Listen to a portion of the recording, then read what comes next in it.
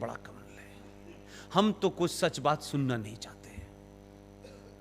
ये जो 15 साल की ट्रेनिंग के बाद डॉक्टर आया है, इसको लोग मजाक में ले रहे थे शुरू शुरू में। मैंने कहा कभी कभी ऐसा होता है कि आपको यह समझ नहीं आता कि हंसना चाहिए या रोना चाहिए, आप दोनों ही स्थिति में हो जाते हैं। और बहुत गालियां दी, बहुत गालियां दी। जो 14 में नहीं हुआ वो 19 में कर रहा है। और बहुत लोग सड़क पे चिल्ला चिल्ला के कह रहे हैं कि नागरिकता हमारी लेने वाला है। हमें, आपको पता नहीं, बांग्लादेश की खबरें नहीं पढ़ रहे आप लोग। आप लोगों को एक अच्छी खबर बता दूं कि बिना लड़े भी कैसे काम होता है। पटेल साहब को मैंने देखा नहीं, उनकी बातें सुनी है, इसकी बातें भी सुन रहा हूं, इसका अंदाज भी देख रहा हूं। 300 के जत्थों में, ये वहां की खबर है बांग्लादेश की, यहां कहा गया, आपके आदमी ने कहा, एक एक को निकालूंगा पूरे देश से, चुन चुन के निकालूंगा, एक को भी नहीं रहने दूंगा। ये उसने कह दिया, वो भूल गया, आगे काम में लग गया। अभी कुछ लोग चिल्ला चिल्ला के कह रहे हैं डिटेंशन कैंप बना दिए गए हैं, इसमें बंद करेगा, ये इसमें रखे जाएंगे। अब देखिए होता क्या है कि राज करने की अपनी एक कला भी होती है। कोई जरूरी नहीं है हर एक को बंदूक से मारो। मीडिया ने डिटेंशन कैंप दिखा दिए, देखो ये हैं, इसमें बंद करने वाला है।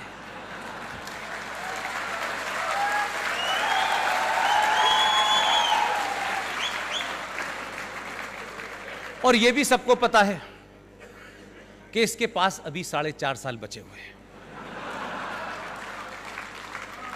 मीडिया ने डिटेंशन कैंप दिखाए और वो बता रहा यूं यूं करके।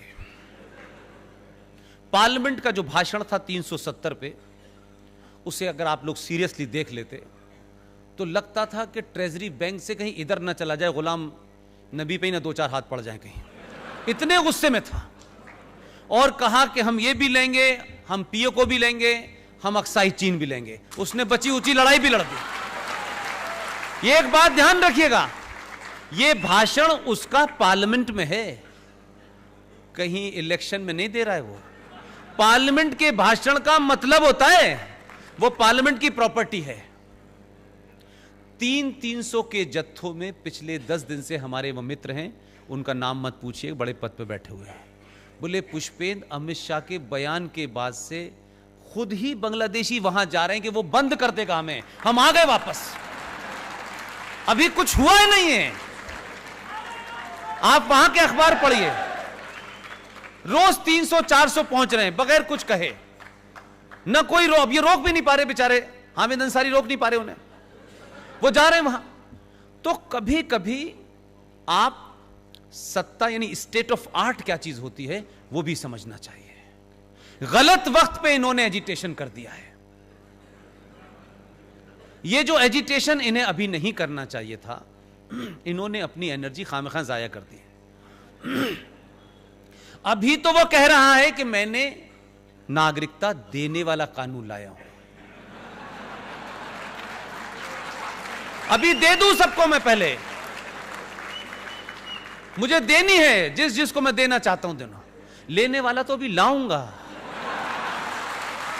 ये इनको पता है, इसलिए सड़कों पे उतरे हुए हैं।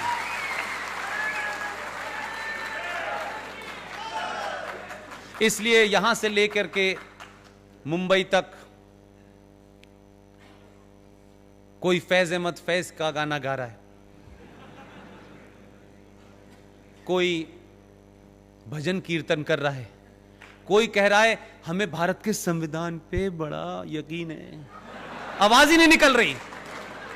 वो कह रहा है जो संविधान में लिखा है वो करूंगा मैं। अभी उसी में लिखा है यूनिफॉर्म सिविल कोड, यह संविधान में लिखा है। इसलिए इस देश की पार्लियामेंट में बहुत सारे काम हुए, लेकिन पूरी दुनिया में रिएक्शन इसलिए नहीं आया कि पूरी दुनिया को लगता था, पड़ोसी मुल्कों को लगता था कि ये हमारे यहां बहुत सारे संशोधन आएंगे, कुछ बिल आएंगे, पास हो जाएंगे, लेकिन इस पे कभी एक्शन नहीं होगा। इसलिए एक और आपको महत्वपूर्ण बात बता रहा हूं मैं, घबराहट पड़ोस में इसलिए नहीं है कि 370 हट गया है, घबराहट इसलिए है कि 24 फरवरी 1994 को भारत के प्रधानमंत्री पीवी नरसिम्हा राव, जानते हैं आप उन्हें? आधुनिक भारत का चाणक्य था। मैं अपनी बात किसी के लाइकिंग डिसलाइकिंग पे नहीं करता। उनके पर्सनल सेक्रेटरी 30 साल से साई की तरह उनके साथ हैं, वो जीवित हैं। एक घटना में मैंने ऐसे ही पब्लिकली कोई बात कह दी, मैं कोई 20 साल से उनसे मिला नहीं। उनका फोन मेरे एक मित्र के पास आया और उन्होंने कहा कि पुष्पेन से मुझे बात करनी है। वो एक ही बात पूछ रहे थे कि ये तो सिर्फ उन्हें पता थी और मुझे पता थी, तुम्हें कैसे पता है ये बात? मैंने कहा ये मैं क्यों बताऊं, मुझे कैसे पता थी जब आप नहीं बता रहे तो। पीवी नरसिम्हा राव ने 24 फरवरी 1994 को भारत की पार्लियामेंट का ज्वाइंट सेशन बुलाया और उस ज्वाइंट सेशन में एक प्रस्ताव पारित हुआ कश्मीर को लेकर के, और उस प्रस्ताव में यह कहा कि भारत और पाकिस्तान के बीच में कश्मीर एक समस्या है। वामपंथी कुर्सी से कूद गए, उन्होंने कहा क्या आदमी, ये तो हमारी बात कह रहा है। और कॉमा लगा के, क्योंकि जितना अटल जी पॉज लेते थे उतना ही पीवी नरसिम्हा राव लेते थे। और यह ध्यान रखिए कि पीवी नरसिम्हा राव अटल जी को अपना गुरु मानते थे राजनीति का, ओपन है, उनकी किताब में है। एक किस्सा सिर्फ इतना है कि उन्होंने कॉमा लगा के आगे कहा कि सिर्फ विवाद जम्मू कश्मीर में इतना ही है कि जिस जम्मू कश्मीर के हिस्से पे पाकिस्तान ने कब्जा कर लिया है उसे वापस लेना है। अब ये पारित हो गया, तो पार्लियामेंट के अंदर अगर कोई चीज सर्वसम्मति से पारित हो जाती है तो वो फिर सरकार की नहीं रहती है, वो पार्लियामेंट की प्रॉपर्टी हो जाती है। कभी ना कभी सरकार को उसको पूरा करना होता है। आपने ध्यान नहीं दिया, लोकसभा में जब ये डिबेट चल रही थी तो वो जो कह रहे थे हम पीओके भी लेंगे, चीन भी लेंगे, उसी वक्त एक मंत्री खड़े हुए जो जम्मू कश्मीर से थे और उन्होंने बहुत जोर से कहा, जो बात मैंने आपके सामने दोहराई है, उन्होंने पूरी ईमानदारी से 1994 का वो प्रस्ताव कहा, ये हमने पास नहीं किया है, ये पीवी नरसिम्हा राव करके गए थे, हम तो आपके काम को आगे बढ़ा रहे हैं। अब इनसे न रोया जा रहा है न हंसा जा रहा है। तो कुछ चीजें होती हैं, उन्हें बड़ी समझदारी से करा जाता है। अब बार बार लोग ये पूछते हैं हिंदुस्तान के, पीओके हम कब लेंगे? ऐसा लगता है कि प्याज हम कब लेंगे, आलू कब लेंगे, यानी पहले तो हमने सोचा ही नहीं था और अब इतना आसान लग रहा है कि पीओ के बाद हम अक्साई चीन लेंगे। फिर कहते हैं कि बलूचिस्तान कब आएगा। अरे मैंने कहा भाई इतनी तेजी से मत चलो, जो है उसे पहले संभाल के रखो, क्योंकि कुछ लोग आग लगाने पे तुले हुए हैं। तो आप करते क्या हैं कि पीडीपी का वो एमएलए एमपी, जब चर्चा हो रही थी सिटीजन अमेंडमेंट के ऊपर, तो आप सोचिए उसकी बेहयाई देखिए। हम में से आप में से कोई होता तो शायद हम सुन के भी हम छोड़ के भाग जाते लोकसभा, लेकिन उस मक्कार की मक्कारी देखिए, भरी लोकसभा में भाषण दे रहा है और कहता है कि पाकिस्तान से आने वाले मुसलमान को आप क्यों नहीं नागरिकता देंगे। आप किसी ने उससे पूछा, ए मक्कार तू ये बता, भारत के संविधान के तहत जम्मू कश्मीर, भारत की सरकार के टैक्स पे पलने वाला जम्मू कश्मीर, वो जम्मू कश्मीर जिसका जीडीपी में 0% कंट्रीब्यूशन है, वो कश्मीर जिसको में सबसे ज्यादा सेना मारी जाती है, वो कश्मीर जहां 1 लाख करोड़ 80,000 करोड़ सक्सेसिव सरकार आके पैसा देती है, तुम्हारी तो पॉपुलेशन 1.5 करोड़ थी, तुमने तो अपने राज्य में हिंदुस्तान के मुसलमान और हिंदुस्तान के हिंदू को नागरिकता देने से मना कर दिया, और तुम हिंदुस्तान के लोगों से और सरकार से कहते हो कि पाकिस्तानी को यहां नागरिकता दे दो। ये मक्कारी देखिए, एक छोटा सा राज्य, आप तो हिंदुस्तानी को वहां नहीं आने देना चाहते। और दूसरा बड़ा खुलासा,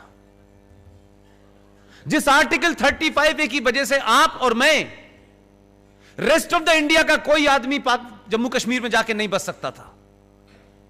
वो 7.5 लाख लोग जो हिंदू थे वो जम्मू कश्मीर के 70 साल से नागरिक नहीं थे। वो मेरे और आप जैसे हजारों लोगों की प्यार मोहब्बत से जाने वाली इमदाद से पलते थे। उनके बच्चे कब पैदा हुए, कब मर गए, पूछा नहीं किसी ने। कब ठंड है, कब जाड़ा है, कब गर्मी है, कोई नहीं पूछने गया। उन्होंने उन तक को नहीं दिया नागरिकता, मुझे नहीं दिया, आपको नहीं दिया, लेकिन उन्होंने क्या काम किया। और इसके बाद भी कहते हैं वो सेकुलर हैं। 450 किलोमीटर दूर से चल के बर्मा से निकलने वाला रोहिंग्या मुसलमान जम्मू के अंदर 98,000 बस गया। उसके पास आधार भी है, उसके पास इलेक्शन कार्ड भी है, उसके पास बिजली का बिल भी है। बर्मा से आने वाला मुसलमान इल्लीगल जो इस देश में घुसा है, उसको जम्मू कश्मीर की मुस्लिम सरकार ने नागरिकता दी। लेकिन इस देश के मुसलमानों को, इस देश के हिंदुओं को और 7.5 लाख हिंदू जो वहां पिछले 70 साल से उसी उनके राज में रह रहा है, लेकिन उनको नागरिकता नहीं दी। उसका मेंबर पार्लियामेंट में खड़े होकर कहता है कि मुसलमान को आप नागरिकता क्यों नहीं देते हैं जो पाकिस्तान से आया था। ऐसे मक्कार भी भारत की पार्लियामेंट में बैठे हुए हैं, और वो इसलिए बैठे हैं कि आप बोलते नहीं हैं। ये ध्यान रखिएगा। ये करिश्मा अलग ही है कि भारत के इतिहास में पहली बार एक बिल, उस सरकार का बिल जिस सरकार का उस सदन में बहुमती नहीं था, उसी में पास करके दिखा दिया। लोग जानना चाहते हैं कि ऐसे कैसे हुआ।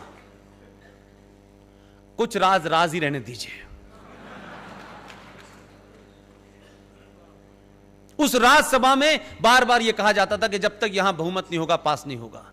पहला खेल उन्होंने कहा यहीं पहले पास करके दिखाते हैं, वहां तो हम 303 हैं ही। मैं बार बार एक तरफ इशारा करना चाहता हूं, सरकारें आएंगी जाएंगी काम करेंगी, लेकिन इस सरकार को एक चीज का बड़ा अंदाजा है, क्योंकि यह सरकार एक ऐसे दौर में आई है जब कम्युनिकेशन में आप क्या कहते हैं, मैं क्या कहता हूं, मीना जी क्या कहते हैं, किरण जी क्या, सबका डाटा मौजूद है। उनको पता है 1000 साल के बाद यह समाज पहली बार जागा है, बैठने नहीं देगा।